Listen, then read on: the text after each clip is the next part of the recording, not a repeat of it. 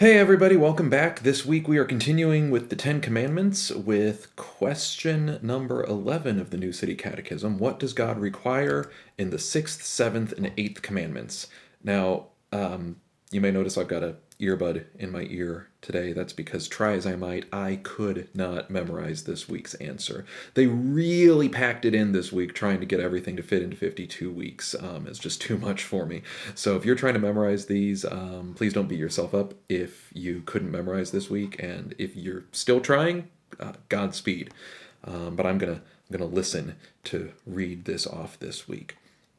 So what does God require in the sixth, seventh, and eighth commandments? Sixth, that we do not hurt or hate or be hostile to our neighbor, but be patient and peaceful, pursuing even our enemies with love. Seventh, that we abstain from sexual immorality and live purely and faithfully, whether in marriage or in single life, avoiding all impure actions, looks, words, thoughts, and desires, and whatever might lead to them. Eighth, that we do not take without permission that which belongs to someone else, nor withhold any good from someone we might benefit. Whew. Now you probably hear that answer or read that answer and you're thinking, oh, hang on a second, that's a lot more words than are in the Ten Commandments. That seems to be a lot more than the Ten Commandments actually say, right? The Ten Commandments 6, 7, and 8, they say, don't murder. That means don't kill people. It doesn't mean all that other stuff. Don't commit adultery. Don't steal. Pretty straightforward and pretty simple, right? This seems to be a lot more than the law actually requires. And that's kind of the point. If you feel that way, you probably feel about like the people of Jesus' day would have felt when he came along and preached what we call the Sermon on the Mount. And in the Sermon on the Mount, he shines a light on the heart of God through the lens of the law. And what he reveals is, if you really understand who God is and you understand why he gave the law and what the law reveals about him, then you realize that all of these commandments with a negative prohibition, you shall not fill in the blank, also come with a positive requirement that's implied. So if the law says you shall not murder, then there's a corresponding positive requirement that you should love other people and love them really radically.